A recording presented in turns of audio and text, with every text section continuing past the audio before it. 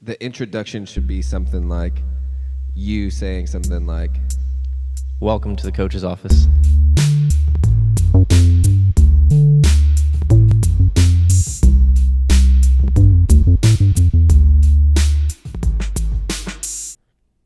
All right, we're back. Welcome to the coach's office, episode 3. We'll see what happens. how was your Thanksgiving? Good. We had a couple Thanksgivings, so we do like my parents' house, Noel's parents' house, Noel's grandmother's house. So we get a couple Thanksgivings in there. So I try to pace myself. Wait, was that 3? Yeah, we had 3. This total of this weekend. You know, we had 2 on Thanksgiving and then 1 on yesterday, Sunday. Holy smokes. All right. It's a lot of food. Without hurting anyone's feelings, are you able to rank them? Or maybe just say something you like about each of them that's different?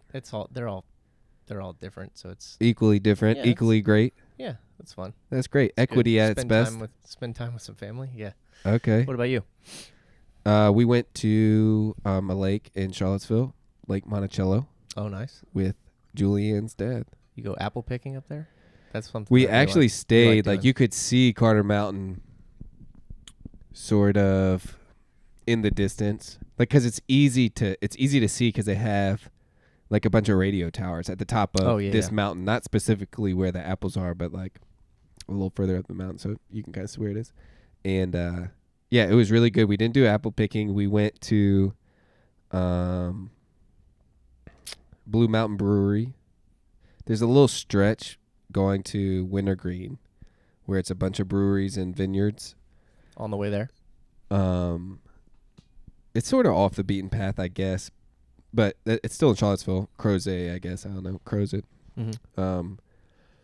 And then we went into Charlottesville, and so we do, we'll walk the downtown mall and try to find a couple good restaurants and go to the farmer's market on Saturday. And Noel likes doing that. It's pretty fun. I'm a coffee guy. Love coffee. Oh, yeah, really? I didn't know mainly I really like caffeine a lot in all forms, but I like to try coffee shops when I go to new places. Yeah. Takeaway, like business, like for you, it's like you get to see another business and how they run it.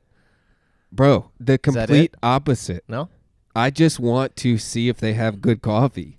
So, like, I'm just total judgmental mode. Like, we'll go in somewhere, I'll order a shot of espresso, I'll take a tiny sip and be like, this is crap, and just throw it away. And I'm like, let's go to the next one.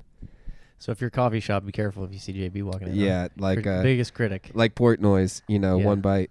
I wish I would start one for espresso, but I don't care that much to do so. It's like, it's hard. Like, you can't. How many shots of espresso can you drink in one day? I mean, you can drink a lot, I feel like, but yeah, the normal. Dude, person, you remember that dude Andrew Ambush that used to come to the gym? Yeah. All right.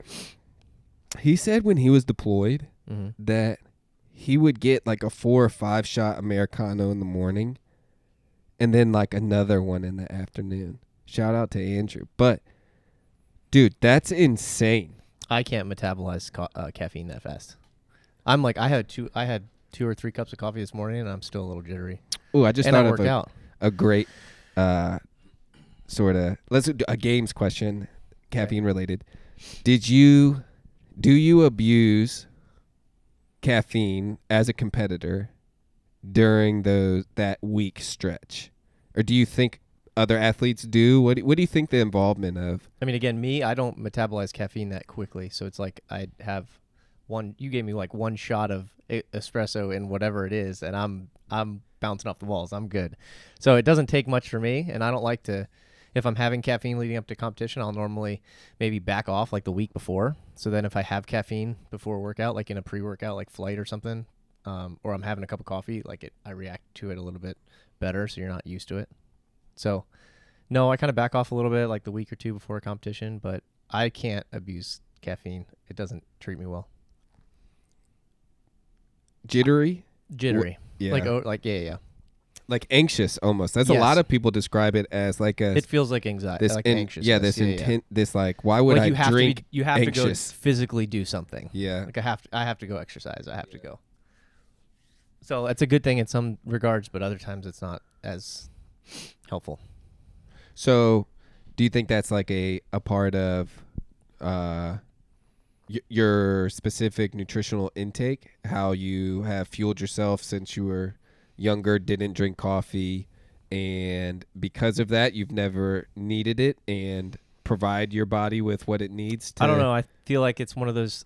I've done that like one of those. What is it? The little testing, the genetic testing thing that sends it out, and you get some information back. One of them was like caffeine tolerance or something like that. What? So it said that I don't metabolize caffeine quickly, and I noticed that like my whole life. You know, if you have a little bit of caffeine, that's enough. They got your DNA now. I know they got me, huh? I think I want to do it now just for the caffeine part. But What if yeah, I could it's cool, just do the caffeine part? I don't want them to have my I think DNA. you're okay. Them. I don't know who them is, but I don't want them to have my Like DNA. Yeah, like one of those 23andMe companies or something like that. Yeah. I'm not about that. Mm-mm. When did you do that? A long time ago. My mom was doing it with the family, and she likes tracking it all, so we all did that. I don't know. Or you Something like fun to try. 20% Polish, 40% German remember. or something? You don't remember? Not at all? I'd have to go back and look. Seriously? Yeah. I have no idea what It's interesting. But percentage ancestry I am. I do know my ancestry. Polish, German, Italian. Hmm. Yeah. Yeah, I'd have to look at mine. I don't know. Yeah. Probably a little bit of all of them. Do you My mom, think Yeah. Do you think that Thanksgiving food is any good? My immediate reaction is some of it, not all of it. But it's like the problem is you eat too many little things. You eat too many different foods, and it's like your stomach's made to digest a bunch of foods, but not just all at once. So it kind of messes you up. So it's okay. Turkey's not the best. Dude, turkey sucks. Turkey ranks way down there in All right. meat hierarchy. Yes. All right. Yeah, 100%. It is at the bottom. But you could invert it in the sense of it's such a big bird or it feeds so many people or whatever it is. It actually is it's valuable. It's more valuable than the chicken, even though the chicken tastes better. The turkey does more. So hunt turkeys instead of chickens, you know? Sure. However, Hunting chickens. yeah. Do you think chickens were hunted before they were raised? It was just wild chickens. Yeah, I don't know. But seriously, I don't know. Best thing they ever did was domesticate themselves. Yeah, seriously. Multiply. It's like pigs, right? I had no idea. Their numbers like just exploded because they became domesticated. Oh, You know what I'm saying? Yeah. So I'm with it's it. like we eat them, but they grow. You ever seen the video of the news anchor losing her stuff because the pig's name is Chris P. Bacon? No. Like you never seen it? It's a great YouTube video. Shout out. You should check that out. Okay. It's really funny. But I think turkey is so inferior to the rest of the things that you could eat on Thanksgiving that I'm confused at why we still do it. Like Tradition. People stick with tradition. yeah, but what? How is that smart? That's so rigid. That's so stupidly rigid. If no one likes it, like if very few people like it, or you have to have a master chef, prepare this turkey the right way or whatever. Mm-hmm. When Or you deep fry it. You just gotta deep fry it. Yeah, everyone else and burn your house down, bro. You ever watch Do it outside. deep fry don't deep fry turkey your turkey videos? inside. Dude. Deep fry your turkey outside like a normal person. There's a Don't do it greatest inside. hits of fried turkey. I'm sure there is. Everything's on Oh the my internet. goodness, dude, it's so funny, dude. People legitimately dude, the fire department has a heyday. Shout out to Dane if you're watching this. Dane has become a firefighter in the last 2 years, so He's loving it. I mean, He's crushing it. I think I would like it. Yeah. Yeah, Yeah. like I think so. Mm-hmm. It doesn't seem like an easy job, and also it seems very meaningful. The hours seem to be something that I would enjoy, specifically the 24s or the 48s, or that's all that I really know. I'm not sure. I think they have like 3 or 4 days stretch. Do like a too, day or on, day something. off, something like that. Yeah, a couple whatever. times, and then they get 5 days off. Right. Yeah. I think I'm with that. Like, the camaraderie aspect, the community Team part of it. aspect, the team part of it. It really seems it's atypical. Yeah, it's definitely different than your traditional job, schedule-wise. But, I mean, it's something that I think, he loves because he's getting to do something that's meaningful and helping people every day. Yeah. I think he feels that. I think. We'll have to get him on sometime. Yeah. Yeah. It'd be good. I like that a lot. The meaningful conversation, right? The meaningful question is our banter so far. We've been talking about nothing for 15 minutes. Mm-hmm. However, we've been talking about something. Because if you can find each little bit of what we just said and find out why there's meaning in each of those things, it's going to add value to your life. It's going to add value, to the listener, to you, to me, to the experience. However, I will argue to the day that I die, turkey sucks. It's so bad. It has meaning to this tradition of Thanksgiving. However, I want to kill the idea of rigidness, right?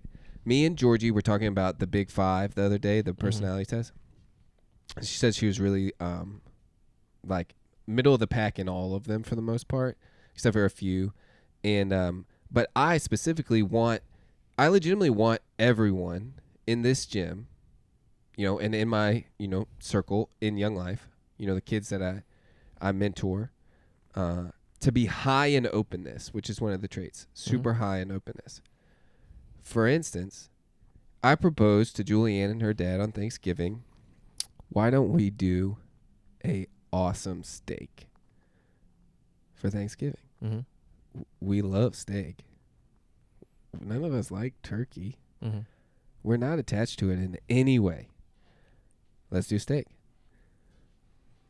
The best I got was a turkey and a steak. Both. Yeah. So that's cool with me. That's not bad. No, it's a great compromise, right? So maybe rigidness dies in compromise. I don't know, something like that. But you certainly don't want to compromise on things you shouldn't compromise on. Mm-hmm. Right? Mm-hmm. So CrossFit falls into this perfectly. Openness, when you walk into the gym and you see the workout. Mm-hmm. Rigidness in, I want to move as best as I possibly can. I don't want to hold myself to a standard, right? And I want to hold myself to a standard. Tradition, whatever you want to call it. Right. But I'm open in some way to the coach's input into my life. That is, hey, this will help you. It will benefit you. It will make you better. You'll jump higher, run faster, be stronger, all of those things.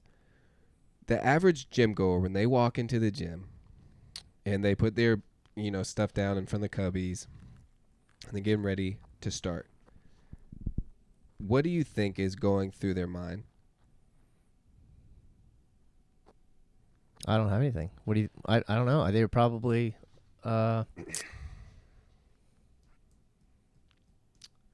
mean, I don't know. Everybody's different, right? They're probably doubting, questioning, maybe a little nervous, maybe a little excited, maybe had too much caffeine. Right. So it's impossible to diagnose this. Yeah. So remember in Ted Lasso where Roy Kent's, he's become the commentator, and it's right before spoiler alert, before he goes to Richmond to coach, and he's sitting there and they're like, "What do you expect from this new young gun on the field?" And he's like, "We don't know. We have no idea." Yeah. I just asked you one of those questions. Right. We're just making stuff up. You're just making stuff up. Sure. But in order to avoid that, just making stuff up, it was more so, what could they be analyzing?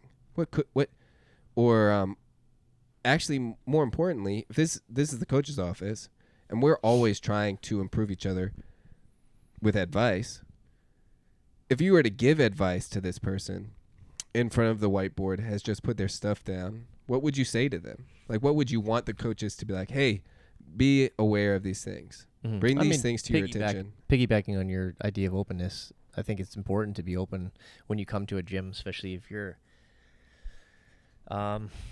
if you're coming there for the first time, or if you're new, I think it's important to be open, just because you're not going to learn unless you're open to receiving input or from the coach. Something you got to be able to receive something from the coach. So you got to be open, and that's a big problem. A lot, that's why they say check the ego at the door, kind of thing, right?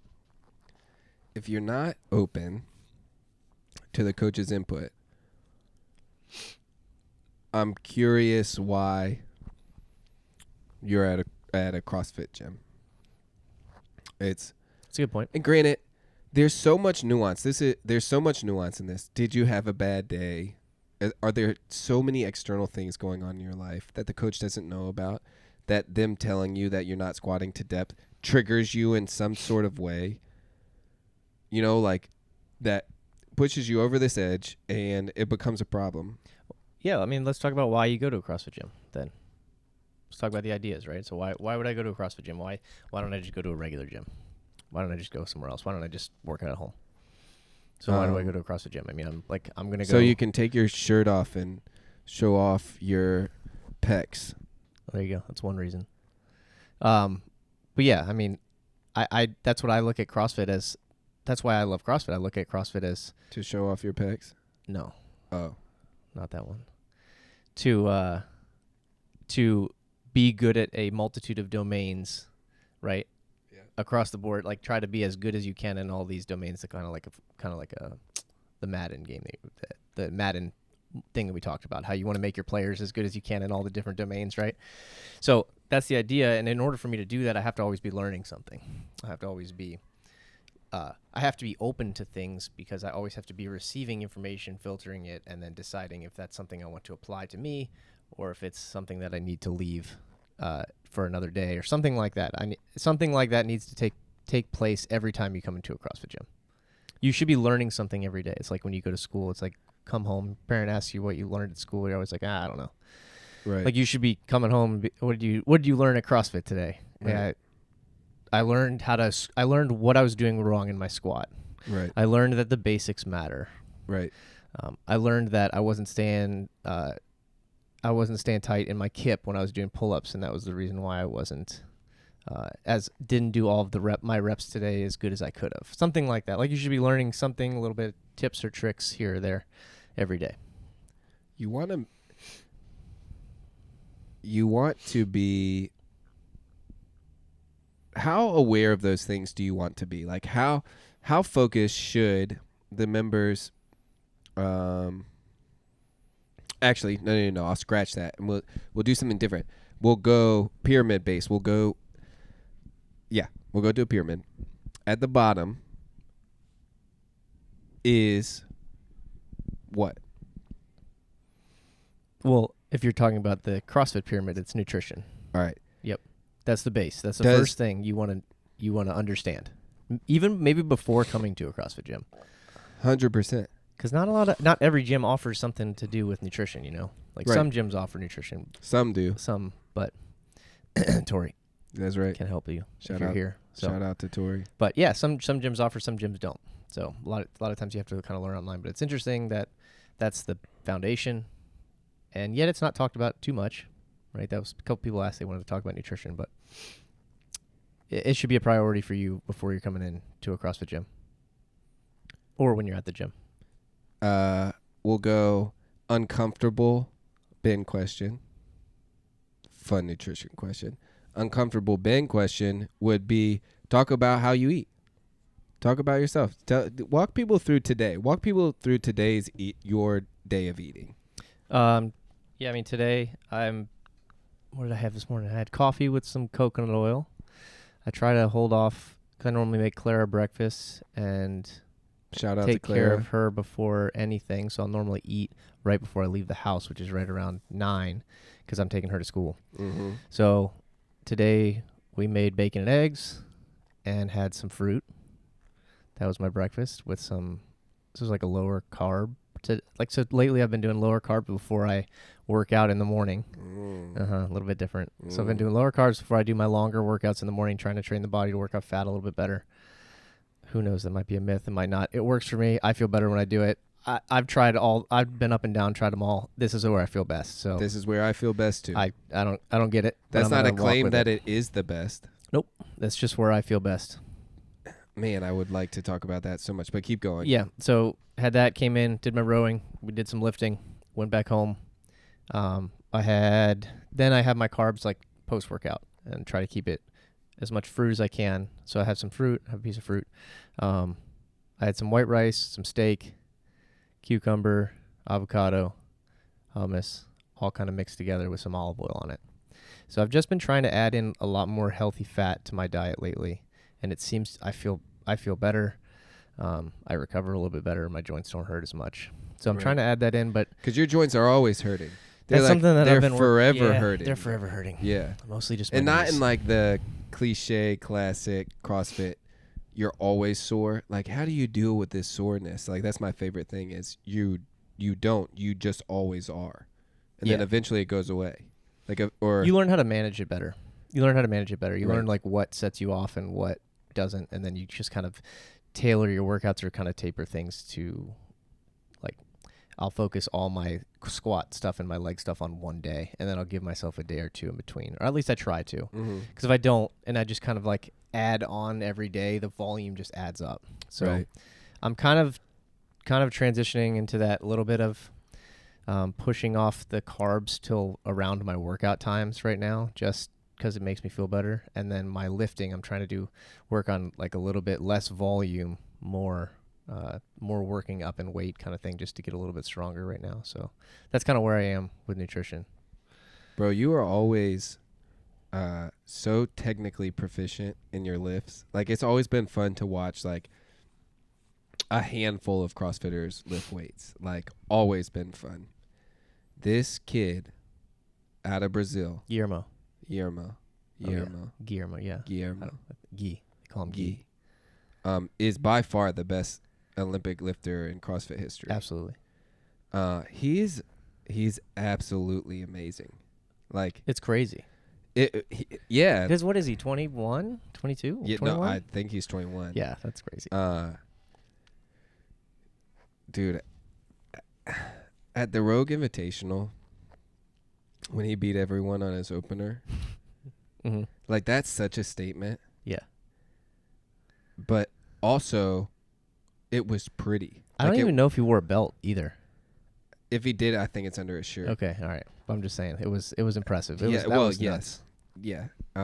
It was absolutely nuts. Man, I could talk about him for like a couple of days, like, just, or not even him. Those two lifts. Yeah. Like, oh man, they are so good. Yeah, I couldn't believe the weight everybody's putting up in that complex. I couldn't because either. it wasn't just a clean and jerk. Because like, let's say 2018, you have a clean and jerk. Like, people would fail 335, 345, and now people are doing that for essentially a double without putting the bar down. That's nuts. Yeah, everybody's getting much stronger, and I think they realized that. I think that was something that's evolved, and it's not like be good at Olympic weightlifting for the sexy event at the games. This actually translates like really well. This base translates like really, really well. That's what I've always done. That's what I've always believed. Like, if I'm stronger, I'm going to be more capable on the other events. 100%.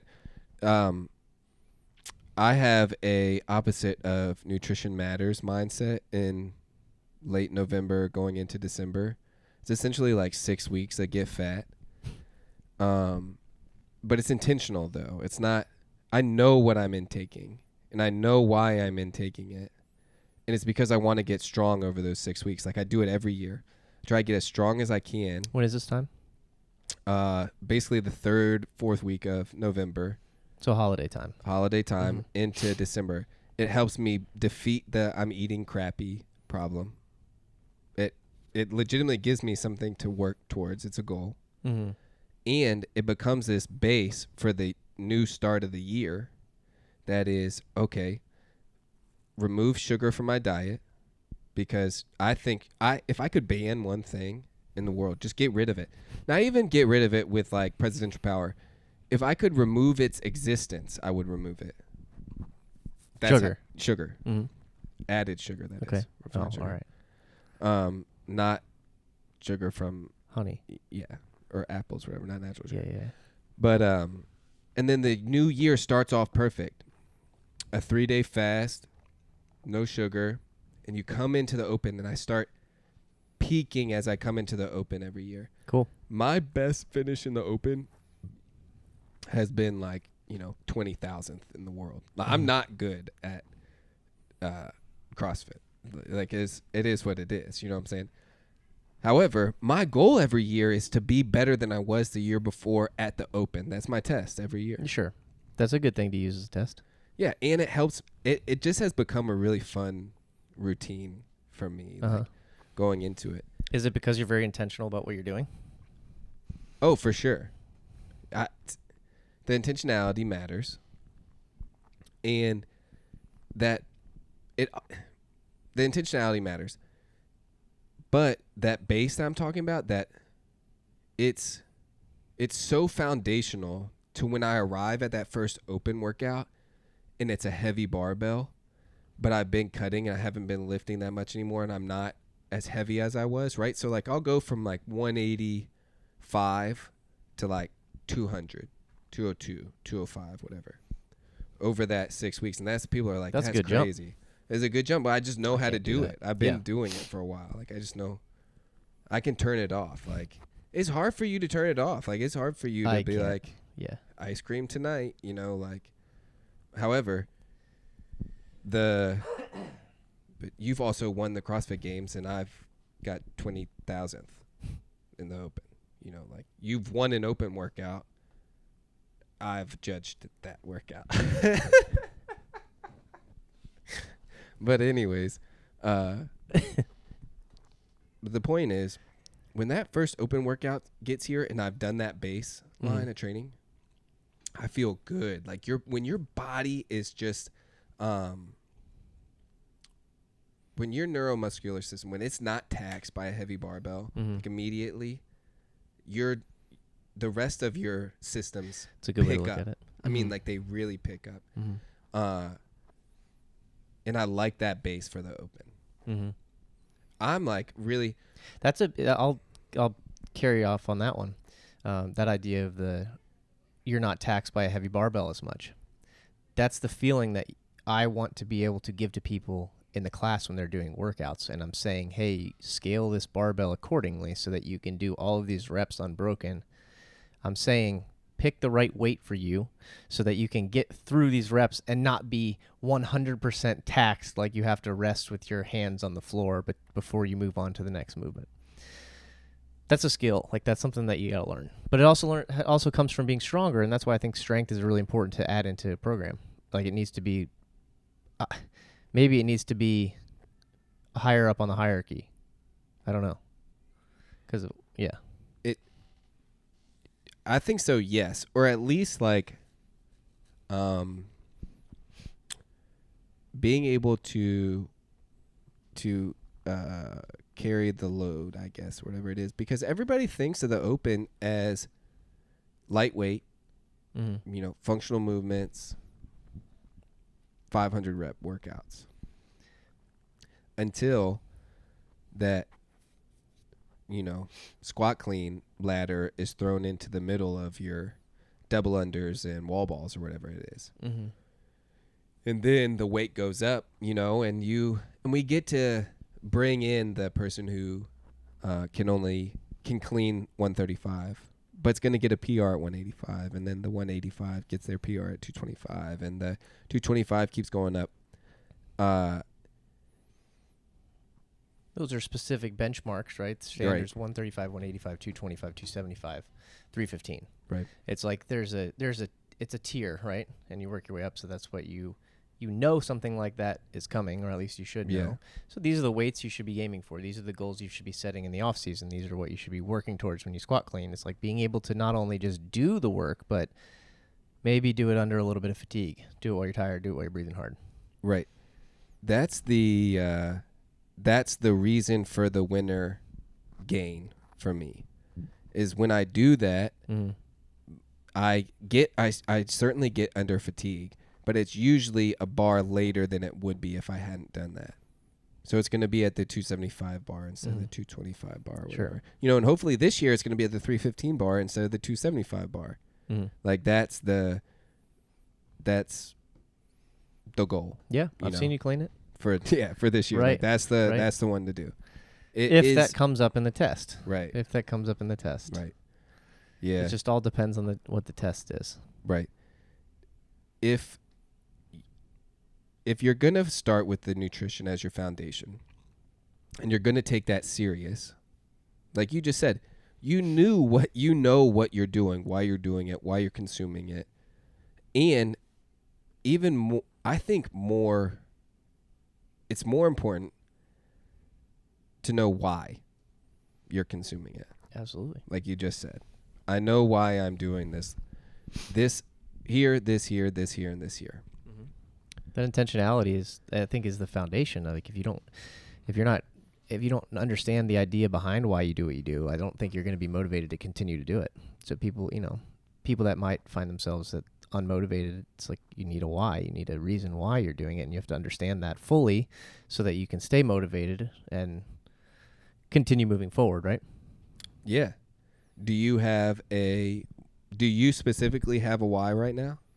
Well, I mean, yeah, my why grows. It's changed. It's evolving. So it's not one thing all the time, but I think my biggest one for my training is just like we talked about in the last podcast, was to see what my body's capable of while I can. Right. All right. So for me personally, I'm like, Ben, I want you to compete at as high a level as you possibly can for as long as you can. Always. Right. So it's like, my homie calls me and is like, yo, how's Ben gonna do at Rogue? I'm like, he's gonna win it. They're like, what? I'm like, yeah, this is my dude. I believe in him fully. I've seen his training. I believe. Like, I believe. Ted Lasso. Believe. Right? It never falls off, bro. And I get these phone calls all the time. Like, how's he gonna do? This last one was the first one where I was like, I didn't expect that. And you didn't expect that. But you still have your why. Mm-hmm. And you're still here. Mm-hmm. Intentionally eating, working towards a goal, even though this one competition didn't go your way. I have so many vivid memories of this, but one of the things is we didn't talk about this. I don't know if I should do this live. I should probably tell you about this afterwards. Anyways, Pat Sherwood, favorite commentator. Mm-hmm. He's my favorite CrossFit sort of personality. Yeah, it's great. Right? I like Pat a lot. Yeah. And I think he deserves that right. too. I think that should be everyone's. Mm-hmm. Like, I know this is my opinion. I do think that's true though. He said after the 2016 games. All right, so Matt wins his first games 2016 after you beat him in 2015. And CrossFit had got so cocky that they didn't come. No, in 2015, CrossFit was so convinced that he was going to win.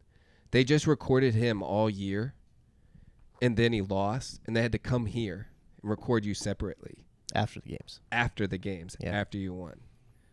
2016 comes around. 2016 comes around.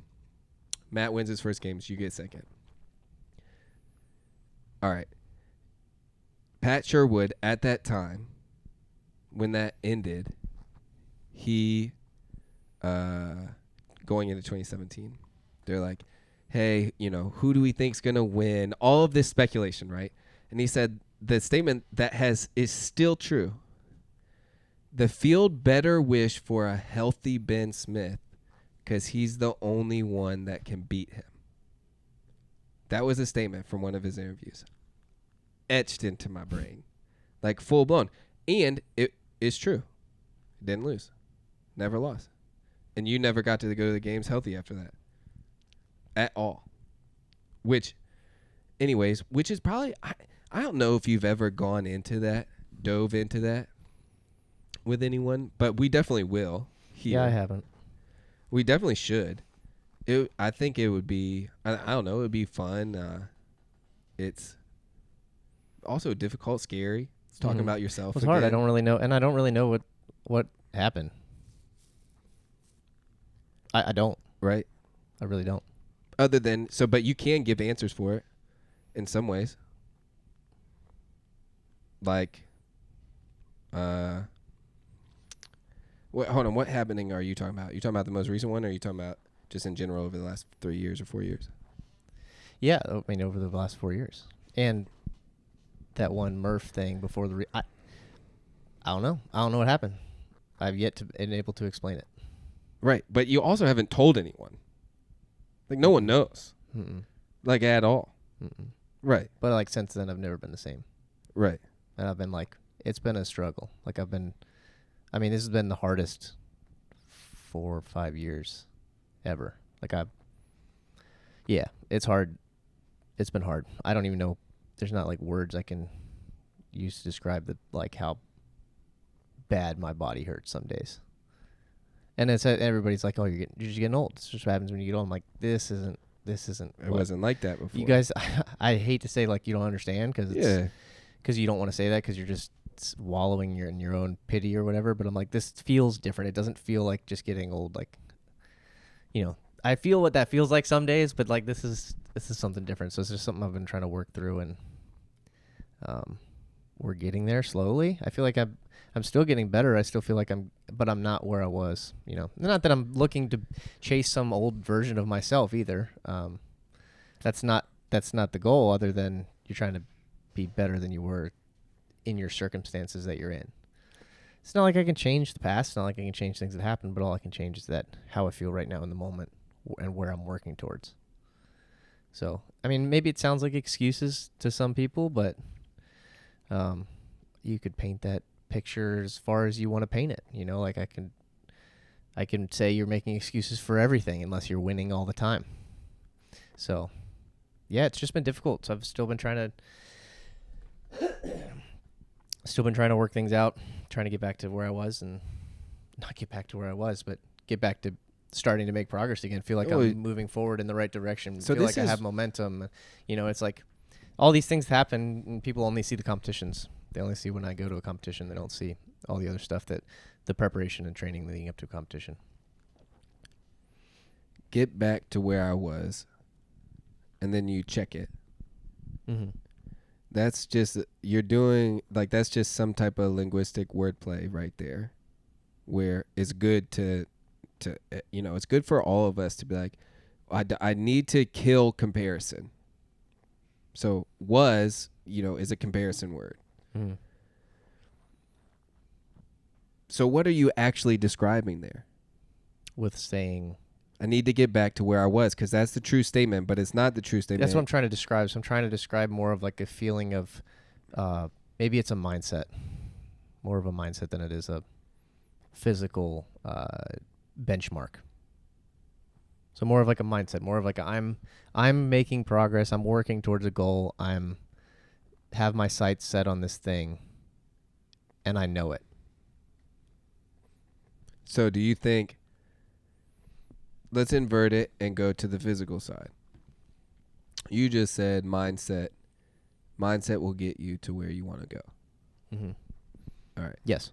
I agree with that wholeheartedly. You haven't been where where do you want to go? Where do you want to be?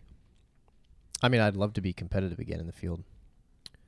That's where I want to be, because I know that competitive is when you're going through events and you're let's say you're in the mix. Yeah. Like you're in a race and you're in that. Sure, you're in the 10. Yeah, top 5, top 10. You're in that lead pack in events where you're setting the pace sometimes, where you're chasing sometimes, but like you're in the mix to win it. Yeah.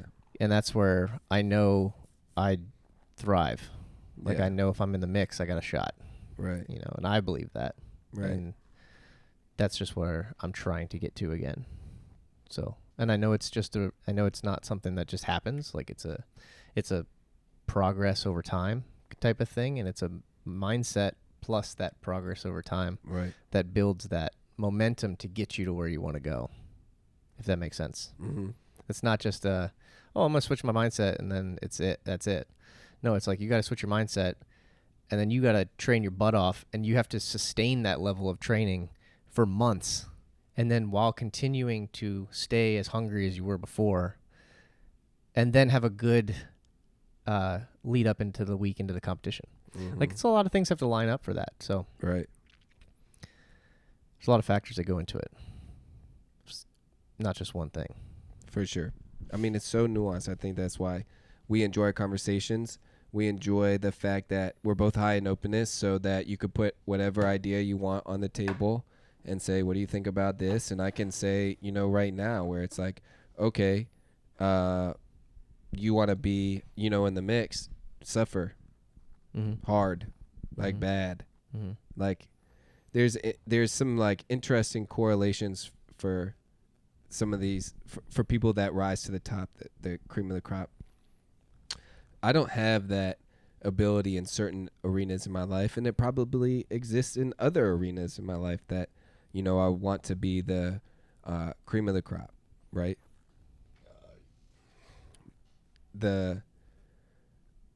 Your ability, or the cream of the crop, like the guys that I've admired, that I've watched from a distance, all of the above, that can suffer in a garage by themselves, that are doing assault bike sprints by themselves. That's crazy. That legitimately is like it's just focus. It's just intentional. That's See, all it is to me. And that's the thing is that the people that are doing that, they don't think about the pain and suffering that they're going through. How? Because you're so focused on where you want to be, that you're not really thinking about all of the work that you're putting in towards that goal. You're so focused on where you want to be that the pain that doesn't quite register the same as it would for a person that's doesn't have that same goal. Like, it won't override it. It won't tell you to stop. Right. It's the reason why you might struggle to get out of bed in the morning to do something, versus pop out of bed, and those days that you just feel like you're motivated, and then you just get into a groove, and then you're like, man, this day has been going great. I've gotten a lot done. I'm productive. If you sat back and looked at all the things that you did, you'd be like, man, how'd I do all that? And like, that's been a great day. But only because you were focused on, let's say, one thing at a time, and you had an end goal in mind, and you were progressing your way towards it slowly. It's what all these like self-help books try to describe, like the 1% rule and the atomic habit, the habit books, and all of those things, right? They're just trying to describe to you a process by which you can reach and achieve your goals, how it's slow and incremental over time, and you have to just stay focused on that end goal, like, and not focused on it, like more focused on the process than focused on the end goal. Like, the end goal is there. I need to work as hard as I can in this moment, and you kind of like forego. It's like a little sacrifice for the future, right? Like, you're making a sacrifice for the future. Hold that thought. I'm going to take this. I'm going to take my jacket off. Just hold for a second. You're good.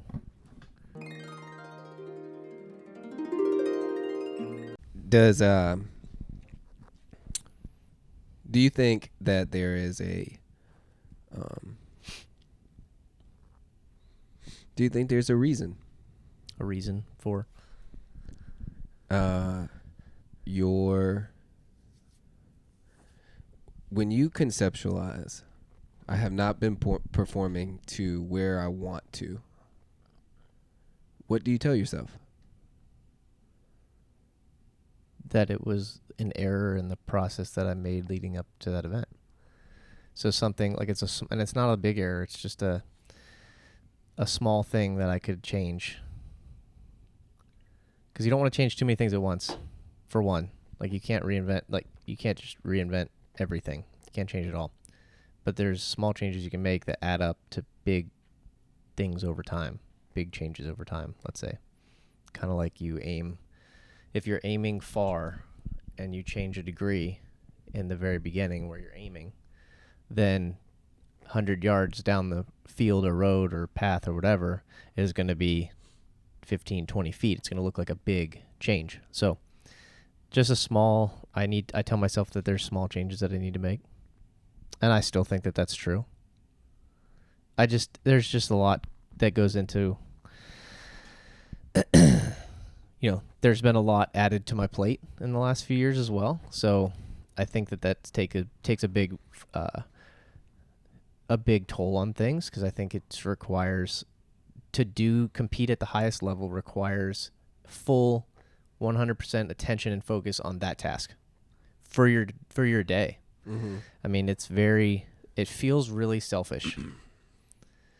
Yeah. It always has felt that way. I'm starting to really not like that feeling, because I have, my wife and a child and a business and all of these other things that are going on that I'm trying to balance as to the best of my ability. And I find so much satisfaction in these other things that it has taken away a little bit from the competing side. Like, maybe the competing doesn't matter as much to me. It doesn't mean as much to me as it did in the past. Well, this is like that statement. I've I agree with that. However, I still want to take baseball bats to guys' calves that make money off of talking trash online or whatever it is about the fall off or the bad performance or the should you hang your hat up or whatever. It's like, bro, you're not talking about anything. Like, you have no nuance in your conversation. You have no understanding about the situation going on. You're not interviewing anyone. You're not interviewing the person you're talking about. Mm. You're just making some type of cheap analytical review of someone's real life. Sure. Like their actual life, their actual well-being, something they've built their entire life around, right? Sure, for the last decade or so. And it's like, oh man, can you believe this happened? Wow, well, I saw that. Should definitely hang his hat up because of this one thing. And it's like, bro, you don't actually believe that. Like, you don't actually think that if one thing goes wrong, you should hang your hat up. That's like saying, like, one of my high school coach always says, like, it's like the business guy walking out the door with his briefcase, and he's going to work, and he walks out the door first thing in the morning, his briefcase pops open, all his crap goes on the yard, and he's like, man, this whole day is just going to suck now. And it's like, no, it was just a bad moment in time. You can change and redirect that course whenever you want. And that's what I'm working on. That's what I get to see. Mm-hmm. The competitive side is fun. I think it drives a lot of other things. I think it really does fuel a ton of what CrossFit is and what CrossFit stands for. And Absolutely. what it's about. I think it has in the past. Like, Yeah. I think it's helped CrossFit get to where it is. CrossFit might not agree quite with that statement, Right. but they've simultaneously, both work together. That's what that means. Right. To create this thing. Yeah, it is a symbiotic relationship. Absolutely. The two. One without the other does not succeed. And you can't claim that one is better or greater than the other, and that's why I Right. think I agree with you, but I can't say that one made the other, because you can't have the games without the methodology. Right. And you can't have, if you don't have the methodology, you don't have the games. Right. You don't have the test. You don't have the, become the best Madden character you can. Yeah. The true test of fitness. Right. The truest that we have up to this point. Currently. Yeah. For sure. It's, I think it's noble. I think it's honorable. But like, more importantly, we're trying to do some type of sense making when we're together. Mm-hmm. And it's like, does competing still make sense? Why? If so, do it. Mm-hmm. If not, new chapter. Yeah. Sure. The thing is, I watch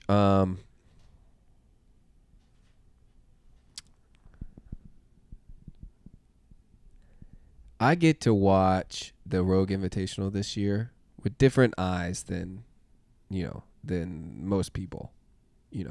What it should be observed, what shouldn't be observed, what's going on, what's not going on. The assault bike or the Rogue bike thruster workout. This is a hard workout. It wasn't the worst one of all of them, but that was my fault. Didn't quite push it as hard as I should have, right? All right. You don't like a workout like that's interesting because you don't know, but you don't know how hard you need to be going, right? Because could you have gone harder? Sure, but I mean, like I talked to Cole after the event. I'm like, man, Cole, he went out so hard that he got to the second barbell like to finish the workout 20-30 seconds before some of the other guys, right? And didn't finish before them. So right. He went out the other way. He went out too hard, And he says, I don't regret doing that, But right. on my end, where I didn't go out hard enough, I regret not trying harder than I did, Right. Little things like that. Right. That gets analyzed, like legitimately. It's like, do you still have it? Like I've heard someone say this. Yeah. I heard someone legitimately say right that thing. Sure. F them. Like legit, I'm like, what? You just don't do it in the moment, and it's not that it's not there. It's just that it wasn't executed like it should have been executed. And you were a master at executing. Most regional event wins, CrossFit history. Max, execute master, right? Phenomenal methodical comebacks during those last couple of regionals, right? Like in those instances, what's necessary in that moment, right? You know where you should be. You know how much you should be putting on the gas, and when you can let up and not. And it's just the things are changing quickly, and it's hard to know where that line is every time, and you make mistakes. Right. I don't know. You just got to be willing to make mistakes too. Like, not a lot of people are. Maybe other people might want to say, "All right, you're done. Like, don't do it anymore. You're probably." Can't keep up with the field. Like, well, I'm gonna try. Why wouldn't I try? Why not? Like, isn't that the whole point of this thing? Like, but Ben, you're ruining your legacy by not doing it, by not winning. I'm figuring out who I am consistently by competing, right? Consistently, and I'm learning. Right. I'm learning every time I'm out on the floor. There is an interesting aspect of the, sort of the Roy Kent phenomena interview where there's this realization where it's like, why am I just speculating? All of ESPN is just speculation. Do you know how to not speculate on your life and actually take it under control and actually be the man in the arena that makes the mistake? Like that's the man that matters. Woman that matters, or at least that's the character that you should be striving to become, right? Yes, at least, right? Like you don't want to be the commentator on ESPN, and they're not the person that you should strive to become. That's exactly why my statement to anyone that ever asks about CrossFit, I tell them, come sit in the lobby. Just sit in one of the rocking chairs in the lobby of CrossFit Krypton. And see if you don't get motivated to move from your rocking chair to inside the doors. You will every time. Every single time. You observe what's going on, and you watch people walk in, and then you watch them walk out, and you're like, wait a second. Like they voluntarily just did that to themselves. And these are regular people. Mm-hmm. After a day of work. Yeah. Or before a day of work. All the other things going on in their life, right? All of these yet other... they still choose to come here for an hour and go as hard as they can at the workout of the day. Right. Because they know that it's taking themselves to a better place. Working towards something better than they are. Aiming at a goal that they might have. Right. Which I think is the highest goal. Like, what do you think the highest goal is? Like when you the archetypical highest is? The picture of Christ. I think it has to be. Like it doesn't. The whole story was designed to point to him. I mean, that's the whole. That's what our whole society and civilization's based off of right now. Right. Right. Correct. But yes.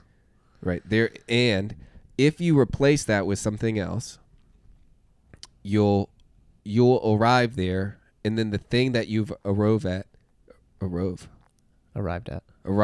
Yeah. will no longer suffice because it's imperfect. Yeah, because you're not at the top. You're still not at the top. You're still right. halfway there, a quarter way there, and you think you're all the way there. You're not. Right. That's why the competition side matters to this. There needs to be a best of the best. Mm-hmm. Right. And you, as an individual walking into the gym, need to be chasing the best of the best. However, this is where this gets inverted, and this is why CrossFit is so phenomenally perfect at what it's supposed to do. Is it inverts chasing the games champion to chasing yourself, to what we said before, which is my best self, because 99.9% of the people walk into a gym thinking they're chasing the games champion, and they're just chasing their best self. And that's why they leave so satisfied. Like, nobody is leaving being like, Psh, I didn't beat Ben's, double DT time today. I suck. It's, I did double DT today. Or I did better than I did last time. Or I did better than I did last time. Or I learned something today that I didn't know before. Yeah. Yes. Those, that lesson is invaluable, but they're symbiotic. You need both of them. It's important for the community to know what you know.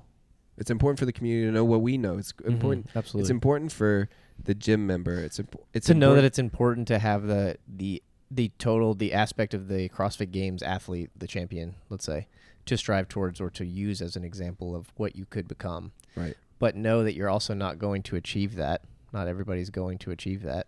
And that the real thing that you should be aiming for is the best version of yourself possible. Right. Always said that. It's the worst answer. People hate it, but it's the truth. They don't understand it. They don't sit down and think about it. Correct. Because if you sat down and you thought about it and you laid it out like this, like we're trying to lay it out here, you would see that the most purposeful, meaningful thing in your life that you could do is just try to be a little bit better than you were the day before. It's like Mark Batterson quotes, like, people underestimate what they can do or overestimate what they can do in 2 years and underestimate what they can do in 10. It's a change. It's a time. It's a process. It takes time. For all the people asking, how do I become a games athlete? When they walk into the gym for the first time, I kind of just laugh. And I'm not laughing at them. I don't laugh at them, obviously. That would be rude. Right. I laugh inside because they're still learning as to this is a huge, long process. This isn't like I'm just going to come in and there's step 1, step 2, step 3. It's like it's a process. It's time consuming. It's long. It's arduous. You have to learn so much about yourself, and you have to be like just refining these things constantly that I can't even give them an answer. I'm like, the best answer is, hey, come train with me at 10. You'll see. Come and see. Come and see. This is the answer. The answer is not, I'm going to give you ABC. The answer is, hey, follow my programming. I'll show you what I've done. You take it. You learn from it. You try to be the best version of yourself. Move on. Find something else. Find something better. And then go from there. But it's like it's your journey. I'm not the one going to tell you where to go. So, to end, we did the base nutrition. It segued into everything that we're talking about because my mind goes. I mean, if you haven't picked up on this yet, we bounce around.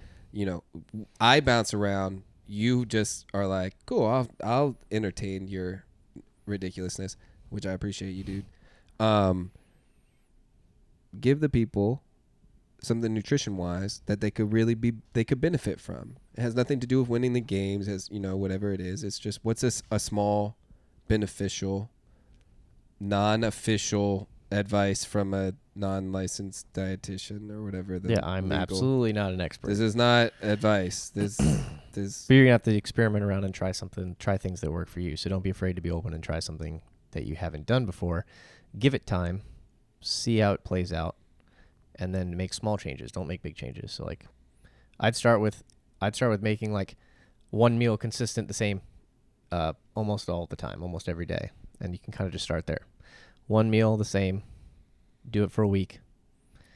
Add in another meal, make 2 meals the same for a week, like, and you'll notice changes in that. Like, the biggest thing is people just aren't consistent with it. Consistency is the key to it. I've kind of always said that. And again, that's a really boring answer. It's not boring. So this is the change that language. It's not, because you're right. You're describing what most people would call boring. They don't understand that it's not boring. It's what is it? Because if it's meaningful and purposeful, right, and it makes change in the right direction. So why is it's it such a gigantic leap not from, you know, if you just change a word in that sentence, it gives it revolutionizes how you would see yourself or how somebody would see yourself. Eating the same thing for breakfast every day is boring. No, eating the same thing every day for breakfast is meaningful. You just need to understand how it's meaningful, why it's meaningful, where this road is taking you, all of those things. And most people have no idea how to even find the road, get on the road, you know, find the advice, keep it going. Or they might not even just have somebody to bounce off the, like, oh man, what I'm doing, this is so boring. They just don't have the person to say, bro, what you're doing is not boring. What you're doing is meaningful. And it inspires everyone around you. This is true. You're right. But for me personally, I'm trying to give that away regularly to like as many people as I can. Please, please. That's what we do here, right? Right. That's what we're doing here every day. That's why I love this place. That's why I opened the place. Right. Yeah, we might do things that the outside world looks at as different and special and weird or out there, but it's true and it's right. It might seem boring, but it's not. It's like there's a sense of meaning and purpose in it that people are seeking after that they might not even know why. Like they might not even know that they're seeking after it, but they'll find it here. Right. And we're trying to put language to the thing that people are finding in CrossFit gyms that they have been searching for in so many other places, yet can't put their finger on why what they're experiencing and what is taking place is doing to them. They don't know how to describe it. They can't give it away. It's this Fight Club thing where it's like, hey, it's probably the best thing for you to do is probably not talk about CrossFit. However, they just want to talk about it, but they don't know how to not say like, oh, I did this WOD today or whatever it is. And they're unable to peel back that first layer, right? Just peel it back a smidge. Like instead of talking about your WOD today, this is my giveaway to the people. Instead of talking about the actual workout, talk about that time you recognized you were rooting for someone else other than yourself. You were just cheering for someone to do well. Like, bro, why did you enjoy going to the gym today? I cheered for, this 55-year-old dude, Jeff, who's become a friend of mine, who's been wanting to deadlift 225 for 6 weeks now, and he got it today. My day at the gym was actually made because I cheered for someone else. Perfect.